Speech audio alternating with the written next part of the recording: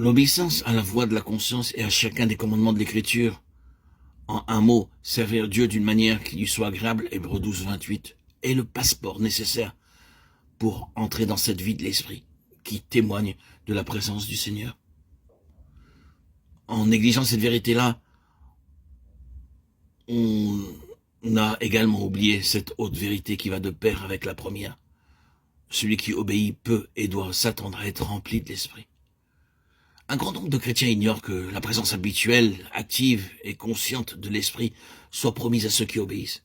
Ils passent une grande partie de leur vie à déplorer leur désobéissance, à souffrir de leur manque de force spirituelle et à demander que l'esprit vienne les aider à obéir, au lieu de compter pour obéir sur la force de l'esprit qui est déjà en eux.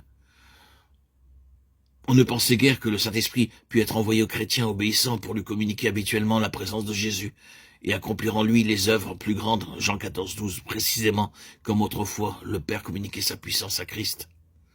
Encore à présent, on ne comprend pas toujours que la vie de Jésus est le modèle de ce que doit être la nôtre.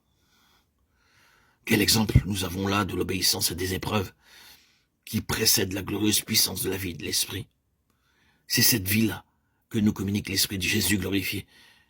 Mais pour avoir part au don de l'Esprit, il faut suivre la voie que Christ nous a tracée.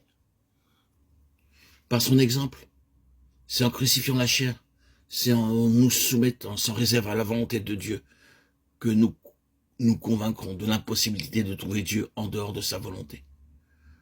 Le cœur qui accepte et fait la volonté de Dieu en Christ devient la demeure du Saint-Esprit. C'est là la condition d'une parfaite obéissance que le Fils recevait, l'Esprit. De même, pour nous, c'est quand nous obéissons au Fils avec amour et déférence que l'Esprit vient demeurer en nous. Cette vérité-là s'est imposée avec force au cœur d'un grand nombre de croyants ces dernières années, sous le nom de renoncement au moi et d'entière consécration.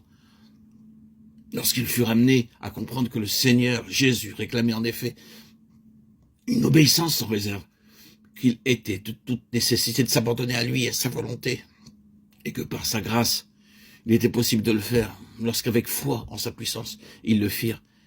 Ils entrèrent aussitôt dans une vie de paix et de force qui leur avait été inconnue jusque-là. D'autres apprennent ou doivent apprendre qu'ils n'ont pas encore saisi cette vérité tout entière. Ils découvriront que l'application de ce principe va au-delà de ce qu'ils avaient pensé à mesure que par la puissance de l'Esprit qui est en nous, nous apprendrons à apporter fidèlement à Jésus tout mouvement de notre vie intérieure. Nous verrons que l'Esprit de Jésus glorifié réalisera sa présence en nous, faisant en nous et par nous infiniment au-delà de ce que nous demandons ou pensons. Éphésiens 3, 20. La présence en nous du Saint-Esprit telle que l'entendait Dieu et Christ devrait être pour l'Église beaucoup plus que nous ne l'avons éprouvé. Or, ne nous donnons-nous pas à Jésus avec un amour et une obéissance qui soit prêt à tout sacrifier pour lui, afin que nos cœurs soient élargis, rendus capables de recevoir entièrement la grâce préparée pour nous.